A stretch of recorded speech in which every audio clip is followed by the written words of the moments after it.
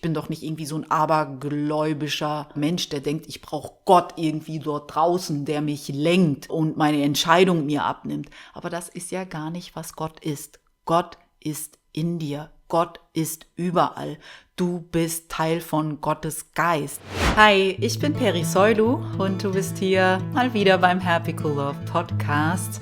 Dein Podcast für mehr Lebenssinn, Bewusstsein und Klarheit. Ich hoffe, dass es dir gut geht und ich freue mich wie immer, dass wir hier an einem wundervollen Dienstag zusammenfinden, um gemeinsam mit unserem treuen Begleiter Ein Kurs im Wundern in die Tiefe zu gehen. Wir wollen das Leben betrachten aus einer neuen und nicht mal so neuen, höheren Perspektive, damit es vielleicht mehr Sinn für uns ergibt und damit wir ruhiger, gelassener und friedlicher diese menschliche Erfahrung machen können. Ein Kurs im Wundern ist nämlich ein Training für unseren Geist, um das derzeit dominante Ego-Angst-Denksystem abzulegen und es mit einem liebevollen Denksystem zu ersetzen. Unser Mittel dafür ist die Vergebung. Die Vergebung zeigt uns auf, dass diese rein menschliche Ebene nicht die absolute Wahrheit ist, sondern dass es eine höhere, eine geistige Ebene gibt. Und diese geistige Ebene, diese höhere Perspektive kann uns helfen, eine friedlichere und ruhigere menschliche Erfahrung zu machen. Heute in Folge 305 vom Happy Cool Love Podcast schauen wir gemeinsam auf das Thema wahre Autonomie. Wo liegt eigentlich unsere wahre Freiheit? Was macht uns eigentlich wirklich unabhängig? Das Ego sagt natürlich, wenn wir aufs Ego hören, und ein Kurs im Wundern zeigt uns auf, was wahre Autonomie ist. Wir haben einen Willen, der in Wirklichkeit vereint ist mit dem Willen Gottes.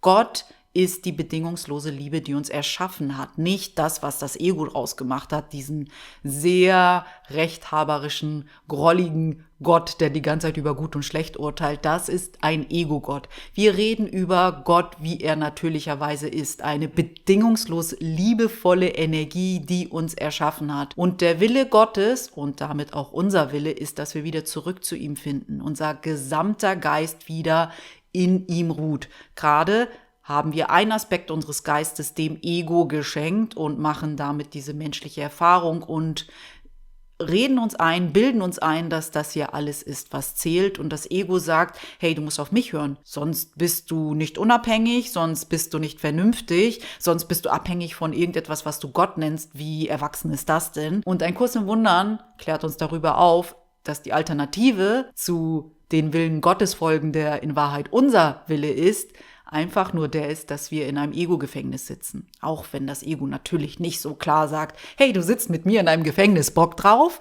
Natürlich nicht. Dann würden wir sehr viel schneller das Ego hinterfragen. Es lässt das Gefängnis ja wie Freiheit aussehen. Das Ego hat ja unsere Welt komplett und unser Denksystem komplett auf den Kopf gestellt. Wir dürfen es wieder richtig herumrücken, mit Hilfe von Quellen wie ein Kurs in Wundern. Also heute schauen wir auf dieses Thema wahre Autonomie, weil ich glaube, manchmal sind auch die Klügsten von uns sehr verwirrt darüber oder etwas blind dafür, was wahre Autonomie eigentlich ist. Wie ich überhaupt auf dieses Thema gekommen bin, ist, weil ich manchmal beim Lanz und Precht Podcast zuhöre. Ich höre da immer mal wieder gerne rein, nicht weil ich immer mit allem, was da gesagt wird, übereinstimme, das bei weitem nicht, aber ich mag, wie die beiden miteinander sind.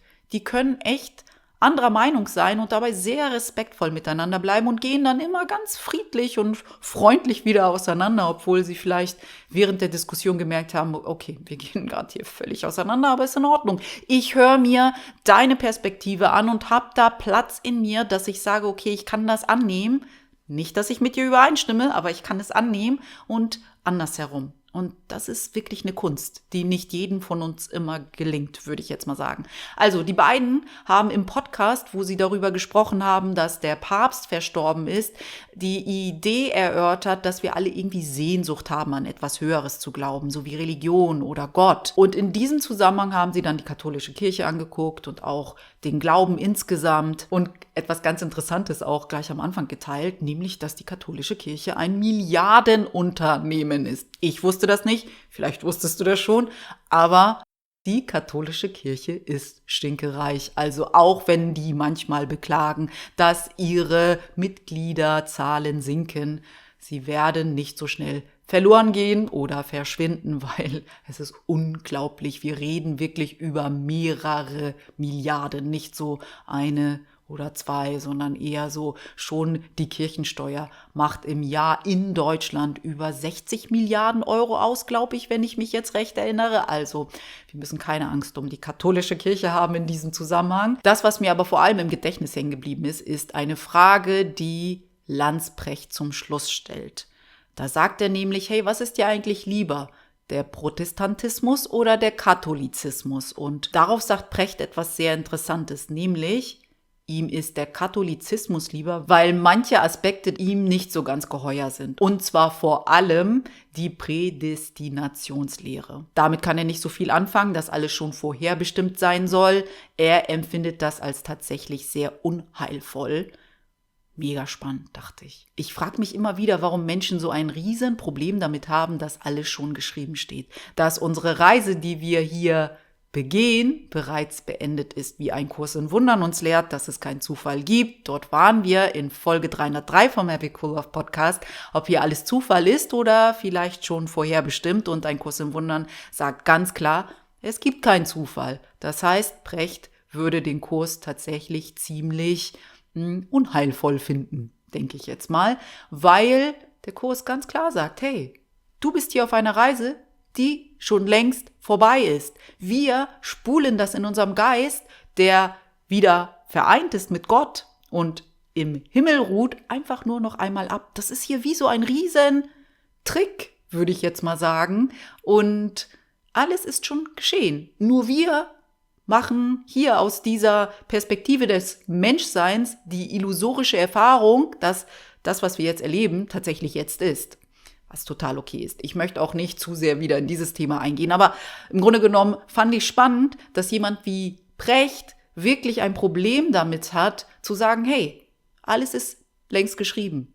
Mein Wille ist eigentlich Gottes Wille. Das habe ich hier nur kurz vergessen, weil das Ego mich davon ablenkt. Und wenn ich mich wieder mit Gottes Willen verbinde, folge ich doch eigentlich nur meinem Willen. Und dort liegt wahre Freiheit, dort liegt wahre Unabhängigkeit, dort liegt meine wahre Autonomie.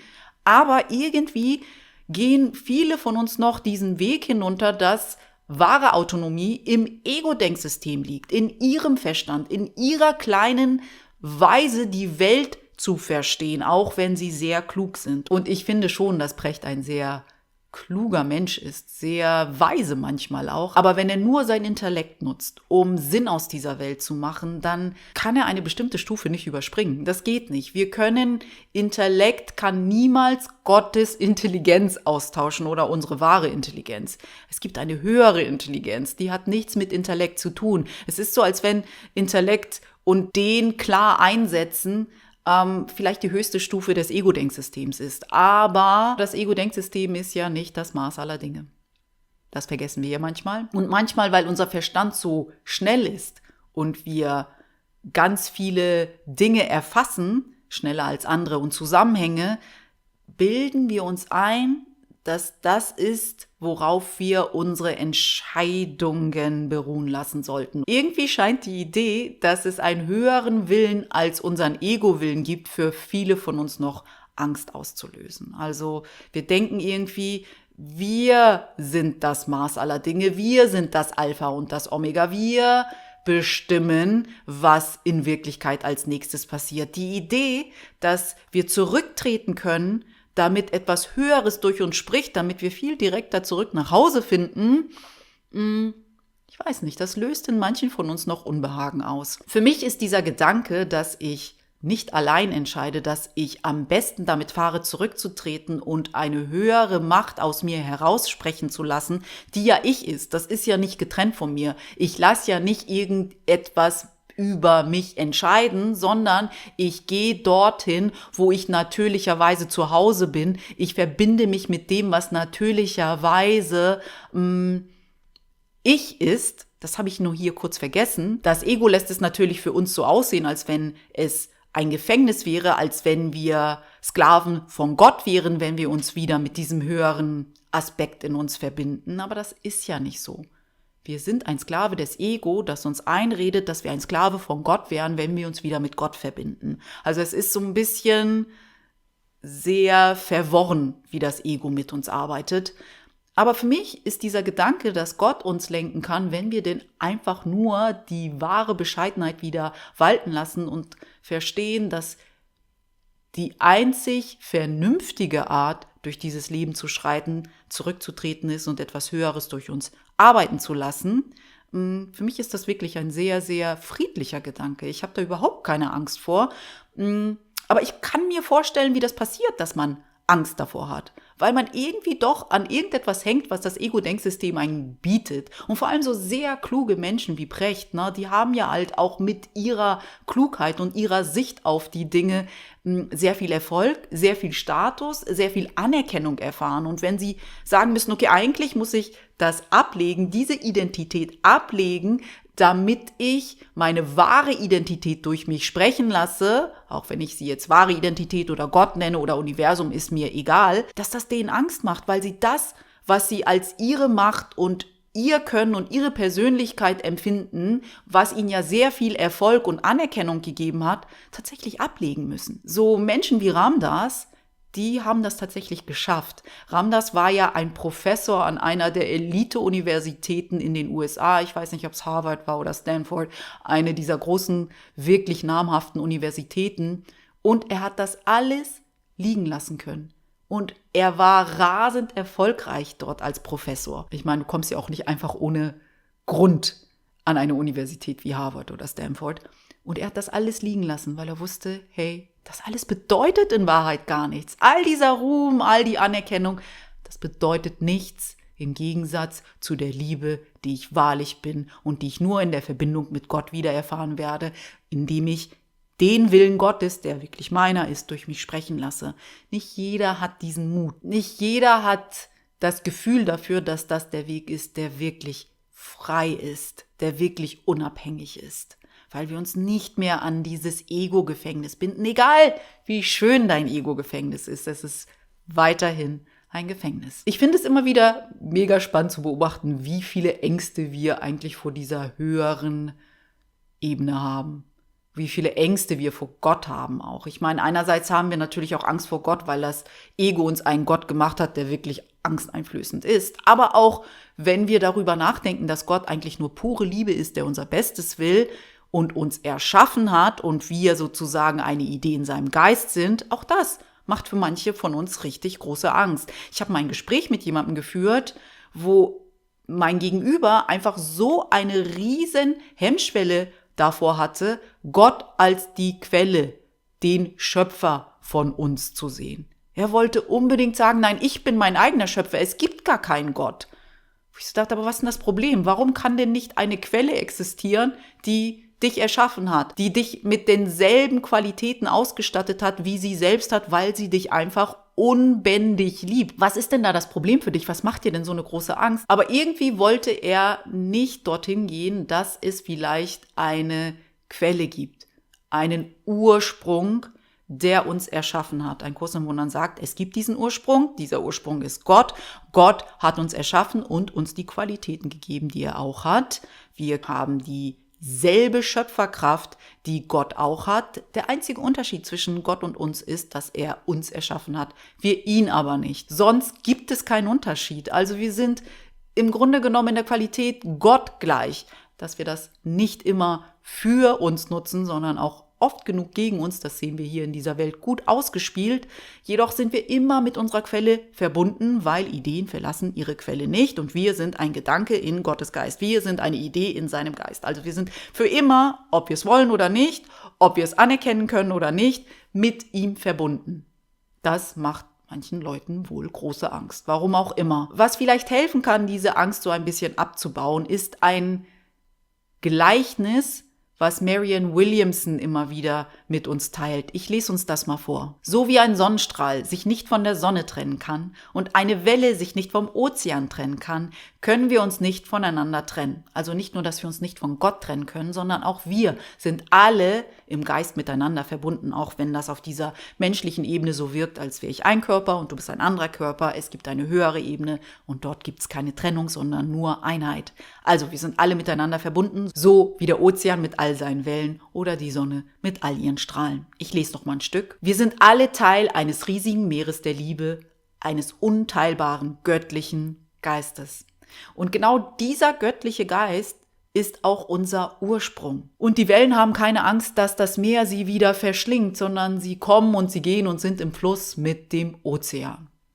Aber wir scheinen irgendwie manchmal eine Art Schluckauf zu haben damit, dass wir einen Ursprung haben könnten und wir nicht unseren eigenen Ursprung darstellen. Das geht einher mit der Ego-Überzeugung, dass das Ego sich selbst erschaffen hat. Das Ziel des Ego ist es, Ego-Autonomität zu haben, also getrennt zu existieren von Gott, was natürlich unmöglich ist, aber das Ego hat die feste Überzeugung, dass es Gott usurpiert hat, dass es Gottes Platz in uns eingenommen hat und deswegen vertritt es ja die Überzeugung, dass wir getrennt sind von Gott und getrennt von allen anderen Menschen. Und deswegen haben wir auch so eine Riesenangst. Weil wenn wir getrennt sind von allem und nicht verbunden sind mit dem Ozean sozusagen weiterhin, dann sind wir ja sehr verletzlich. Dann sind wir allein gegen das gesamte Universum. Und so fühlt es sich auch an im Ego-Denksystem. Deswegen müssen wir auch die ganze Zeit angreifen und uns verteidigen, weil wir denken, nur so halten wir uns sicher. Wie willst du denn sonst etwas, was sich sehr verletzlich anfühlt, sicher halten? Außer in diesem Trugschluss von Sicherheit mit deinem Angriff und deiner Verteidigung. Also redet uns das Ego-Denksystem ein, dass wenn wir wieder zurücktreten und etwas Höheres in uns die Führung überlassen, was wir in Wahrheit sind, weil Gottes Wille ist unser Wille, dass wir dann in einem Gefängnis leben, dass wir dann nicht mehr unabhängig sind, dass wir keine Autonomie besitzen.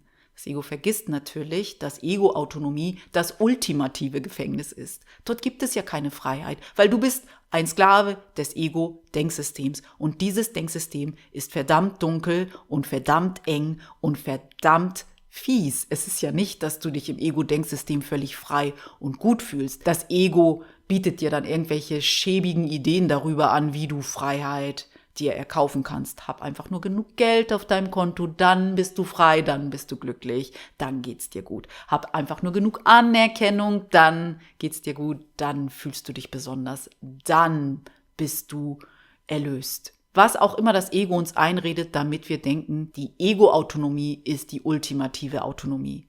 Es vergisst, dass es auf dem Nichts aufbaut. Und wie kann das Nichts eine Autonomie darstellen? Ein Kurs im Wundern bringt uns ja näher, dass es einen freien Willen gibt. Wir haben einen freien Willen hier in dieser menschlichen Erfahrung. Doch dieser freie Wille entscheidet lediglich eine Sache. Gehe ich mit dem Ego oder gehe ich mit meiner wahren Natur? Also gehe ich mit dem Gefängnis oder gehe ich mit der wahren Freiheit? Und natürlich sagt das Ego, wenn du mit mir gehst, ist es wahre Freiheit. Da bist du vernünftig, da ist Autonomie, da geht's dir gut. Wenn du mit Gott gehst, dann bist du auf einmal eine Marionette von Gott. Ist das wirklich, was du willst? Dann bestimmt er doch, was du tun sollst, was du geben sollst, was du sagen sollst. Das kann doch nicht richtig sein. Dann bist du doch nicht unabhängig. Ich habe uns mal einen Ausschnitt aus Ein Kurs im Wundern mitgebracht, wo wir lesen, dass in Gott unsere wahre Autonomie sitzt. Es ist natürlich verständlich, dass wir erstmal denken, hey, das ist irgendwie paradox, dass ich mich an Gott richten muss, damit ich Autonomie erfahre. Müsste ich nicht komplett frei sein und denken, ich nutze meinen Verstand, meine Intelligenz und dort erfahre ich wahre Autonomie. Ich verstehe, wie dieser Gedanke in uns entstehen kann, dass wenn wir uns an Gott wenden, wir irgendwie nicht wirklich frei entscheiden oder autonom und unabhängig sind. Vor allem für Menschen, die so wirklich klug sind, ne? Also die wirklich uns zeigen, wie schnell ihr Verstand und ihr Intellekt funktioniert. Die denken so, hey, ich bin doch klug genug, um allein zu entscheiden. Ich bin doch nicht irgendwie so ein abergläubischer Mensch, der denkt, ich brauche Gott irgendwie dort draußen, der mich lenkt und meine Entscheidung mir abnimmt. Aber das ist ja gar nicht, was Gott ist. Gott ist in dir. Gott ist überall. Du bist Teil von Gottes Geist. Das ist nicht irgendetwas da außen, was dich lenkt. Es ist deine wahre Natur, die dich aus dir heraus lenkt. Und vielleicht machen intelligente Menschen auch sowas schon, aber sie haben so eine andere Definition davon, was Gott ist, dass sie überhaupt nicht verstehen, dass sie vielleicht auch diese höhere Instanz in sich schon die ganze Zeit nutzen, um sich führen zu lassen. Das kann natürlich auch sein. Kommt natürlich immer darauf an, wie du Gott definierst. Also, lange Rede, kurzer Sinn. Ich lese uns mal diesen Absatz über wahre Autonomie aus Ein Kurs in Wundern vor. Deine Unabhängigkeit ist die der Schöpfung, nicht die der Autonomie. Und hier reden wir von Ego-Autonomie. Deine Ego-Autonomie ist nicht deine wahre Autonomie. Deine ganze schöpferische Funktion liegt in deiner vollständigen Abhängigkeit von Gott. Klingt paradox, aber wir sind ja nie nicht abhängig von Gott, weil Gott ist das Leben. Ohne Gott könnten wir gar nicht hier existieren oder insgesamt existieren. Also ist es nur eine Anerkennung der Tatsache, dass wir immer abhängig sind von Gott. Und er von uns. Das lesen wir gleich. Deine ganze schöpferische Funktion liegt in deiner vollständigen Abhängigkeit von Gott, der seine Funktion mit dir teilt. Durch seine Bereitwilligkeit, sie zu teilen, wurde er ebenso abhängig von dir, wie du es von ihm bist. Gott ist abhängig von uns. Ich merke nicht, dass er sich dagegen wehrt. Wir sind es, die sich dagegen wehren, abhängig von irgendetwas zu sein. Das kann unser Ego überhaupt nicht ab, während es die ganze Zeit inkognito feiert, dass wir abhängig sind von ihm. Ist ja nicht, dass wir unabhängig von dem Ego durch die Welt gehen, wenn wir sagen, wir wenden uns von Gott ab. Es gibt nur diese beiden Optionen hier. Ich gehe mit Gott, ich gehe mit dem Ego. Also, wir lesen noch ein Stückchen. Schreibe ihm, der nicht von dir unabhängig sein will, nicht die Arroganz des Ego zu. Er hat dich in seine Autonomie eingeschlossen. Kannst du denn glauben, Autonomie getrennt von ihm sei bedeutungsvoll? Der Glaube an Ego-Autonomie kostet dich die Erkenntnis deiner Abhängigkeit von Gott, in welcher deine Freiheit liegt. Was für ein genialer Satz. In unserer Abhängigkeit von Gott liegt unsere wahre Freiheit. Klingt paradox, aber nur, wenn wir unser wahres Selbst und damit das höhere Denksystem und damit Gott wieder anerkennen, sind wir wahrlich frei. Das ist, was Ramdas kapiert hat damals und deswegen war es so leicht für ihn, all diese Annehmlichkeiten des Ego abzulegen. Oder vielleicht war es auch ein Prozess für ihn. Aber ich glaube, er hat ihn gut gemeistert. Ich lese noch ein Stückchen für uns. Das Ego sieht jegliche Abhängigkeit als bedrohlich an und hat sogar deine Sehnsucht nach Gott zu einem Mittel verdreht, um sich selbst zu etablieren. Lass dich aber von seiner Deutung deines Konflikts nicht täuschen. Du hast in Wahrheit keinen Konflikt mit Gott. Du willst in Wahrheit das, was Gott will. Nur das Ego versucht uns von einem Gegenteil zu überzeugen. Also, ein Kurs im Wundern zeigt uns auf, dass unsere wahre Autonomie in unserer wahren Identität steckt, in unserer wahren Natur, nicht im Ego-Denksystem. Das Ego sagt natürlich, mach dich unabhängig von Gott. Das ist doch völlig albern. Du bist ein erwachsener, mündiger Mensch und dann glaubst du an irgend so einen alten Mann in den Wolken, der dich beherrschen kann. Aber das ist ja nicht Gott. Das ist, wie das Ego Gott definiert. Und natürlich geht's nicht darum zu denken, okay, wenn ich mich Gottes Willen hingebe, dann regiert mich irgendeine Instanz im Außen, mit der ich eigentlich gar nichts zu tun habe und wo ich viel zu unwürdig bin, dass er eigentlich mit mir spricht, aber er spricht mit mir.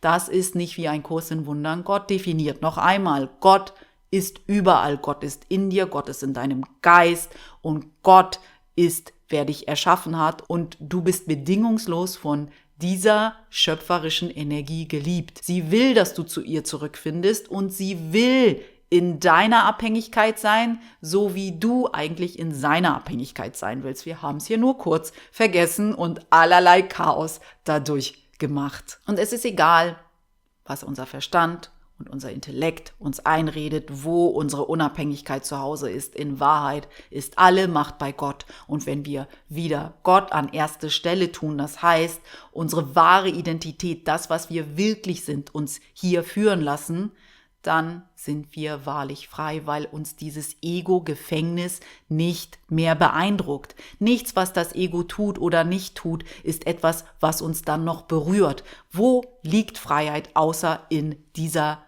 Art, durch das Leben zu gehen? Wo sonst? Weil wenn ich an das Ego gebunden bin, dann bin ich an seine Launen gebunden. Und wie können Launen, die sich heute so gestalten und morgen so gestalten, Freiheit bedeuten? Also wenn wir tatsächlich immer noch Angst vor Gott haben, dann habe ich das Gefühl, dass wir irgendwie irgendwo noch sehr an unserer menschlichen Hülle und was sie mit sich bringt, die Identität, die wir damit in Verbindung bringen, hängen. Wie auch immer. Und unser Job ist es dann, das Stück für Stück abzulegen, damit wir wahre Freiheit leben. Denn mit dem Ego bist du in einem Gefängnis, nur deine wahre Natur bedeutet Freiheit. Nur deine Abhängigkeit von Gott bedeutet Freiheit. Irgendwie ein schöner Satz. Ich glaube, das ist der Satz, den ich mir mitnehme aus dieser Folge hier. Mal sehen, was bei dir so hängen bleibt oder welche Gedanken du gerade hast, wenn du über wahre Autonomie und die Ego-Autonomie nachdenkst. Ich freue mich auch immer über dein Feedback, dass du hier mit mir auf YouTube oder auf Spotify, wo auch immer du Platz und Lust hast, teilen kannst. Ansonsten hoffe ich, dass du eine ganz wundervolle Restwoche hast. Wir sprechen uns ganz bald wieder. Pass bis dahin bitte gut auf dich auf. Deine Peri.